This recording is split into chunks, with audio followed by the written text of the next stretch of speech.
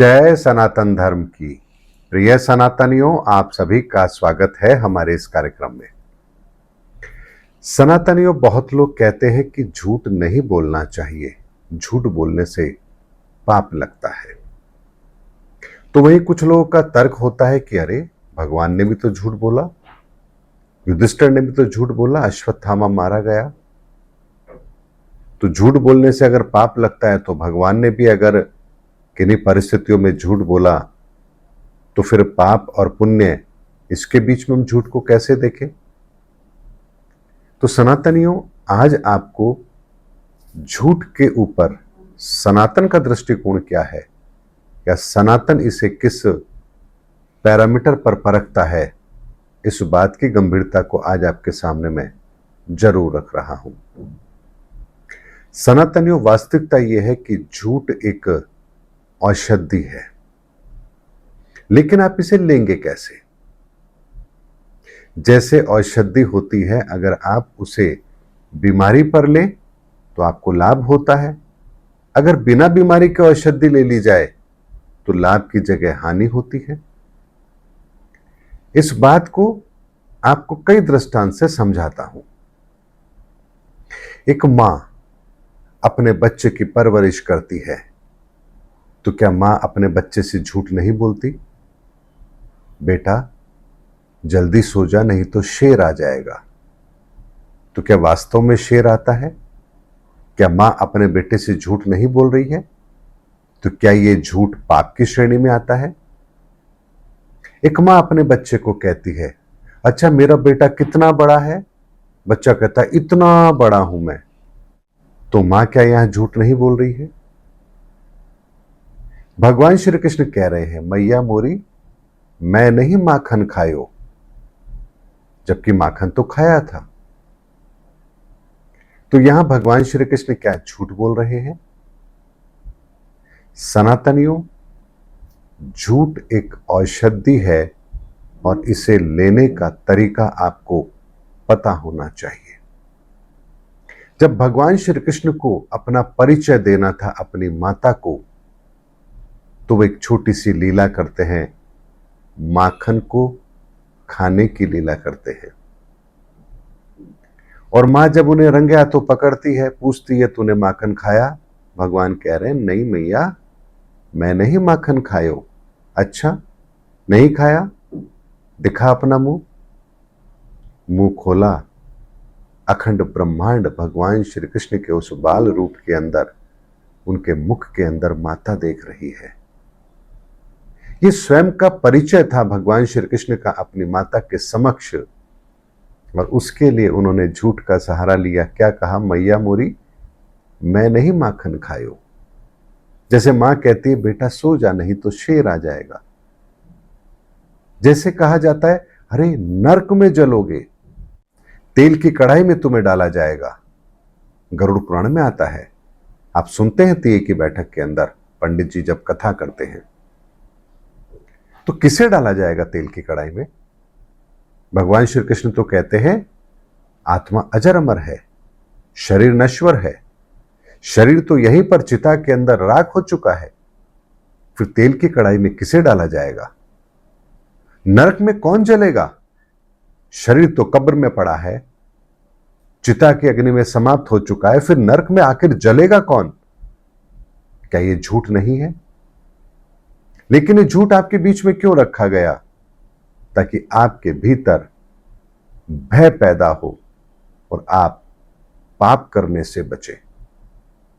अश्वत्थामा मारा गया, ये कहा गया क्योंकि द्रोणाचार्य जैसे गुरु जब धर्म का रास्ता छोड़ दे तो उनके लिए फिर ऐसे ही प्रयोजन शेष रह जाते हैं।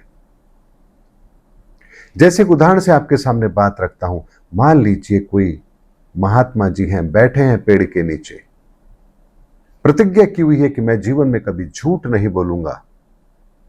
अचानक देखते हैं गाय घबराती हुई उनके सामने से जाती है और झाड़ियों में छिप जाती है। पीछे से एक कसाई है, दौड़ता हुआ आ रहा है, हाथ में छुरी है। पूछता है, क्या आपने यहां से किसी गाय को जाते हुए देखा है?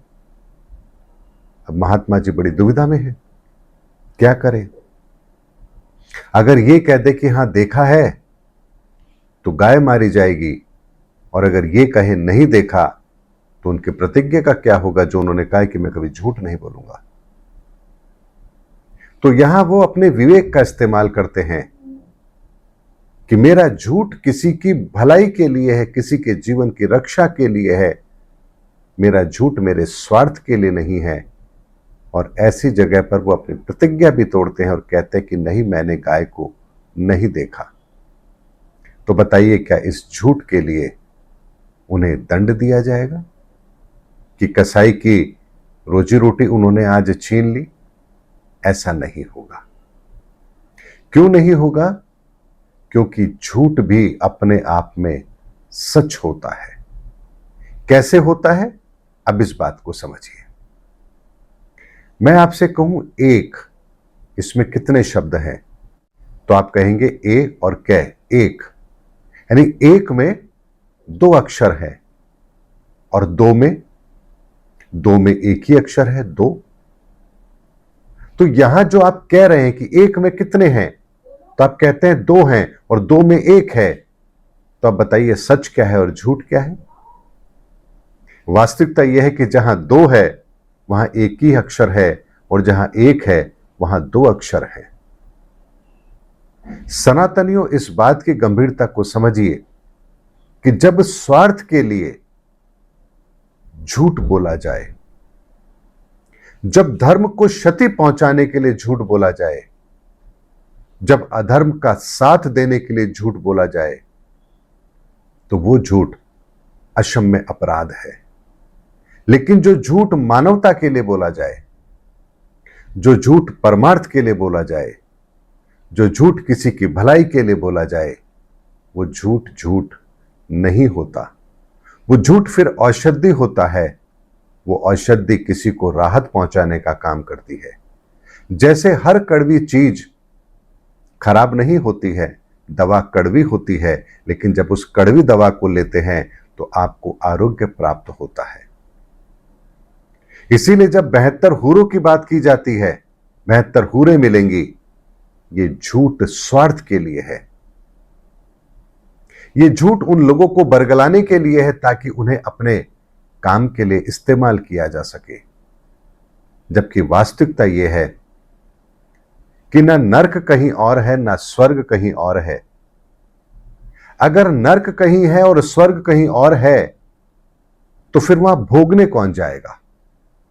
आपका शरीर? आपका शरीर तो यहीं रह जाएगा। फिर उस नर्क में कौन जलेगा? उस स्वर्ग को कौन भोगेगा? जरा विचार कीजिए, गहराई से विचार कीजिए। अगर आपकी रूह, आपकी आत्मा यदि नर्क को भोगेगी, स्वर्ग को भोगेगी, तो फिर आत्मा तो कुछ भोगती ही नहीं है। यह बात भी तो सच है। और आत्मा तो उस परमात्मा का अंश है, उस नूर का ही अंश है, अलनूर। तो नूर का अंश अलनूर पाप और पुण्य कैसे भोग सकता है? स्वर्ग और नरक कैसे भोग सकता है? तो क्या यह झूठ नहीं हुआ कि हम नरक की अग्नि में जलेंगे या जन्नत में हमें हूरें मिलेंगी? तो फिर हम इस संसार के अंदर रहते हुए अच्छे की कामना क्यों करते हैं? जीवन में कुछ बेहतर हो, कष्ट ना आए, इसकी कामना क्यों करते हैं? क्योंकि नरक भोगने तो आप कहीं और जाएंगे, स्वर्ग भोगने तो आप कहीं और जाएंगे। जब दोनों भोगने आप कहीं और जाएंगे, तो फिर यहां रह करके आप सुख और दुख की चिंता क्यों कर रहे हैं? क्योंकि भोगना तो आपको यहां है नहीं, भोगना तो आपको कहीं और है। जैसा कि आप कहते हैं कि नरक भोगना होगा, स्वर्ग भोगना होगा। तो जब इस जगह पर कुछ भोगना ही नहीं है, तो संसार में रह करके सुख और दुख की कामना क्यों करते हैं? क्यों ईश्वर से प्रार्थना करते हैं? क्यों अल्लाह से इबादत करते हैं कि हमें सुख दे, खुशी दे, शांति दे? शांति, खुशी, सुख भोगने तो आपको जन्नत में जाना है, तो यहां किसके लिए मांग रहे हैं? सनातनियों, जानते हैं झूठ औषधि क्यों है? क्योंकि अगर सच हर जगह रख दिया जाए तो शैतान उसका फायदा उठाएगा। शैतानों से सच को बचाने के लिए बहुत बार झूठ के ताने बाने में सच को छुपा कर रखा जाता है, और ये वो कार्य होता है जो कार्य ईश्वर भी करते हैं।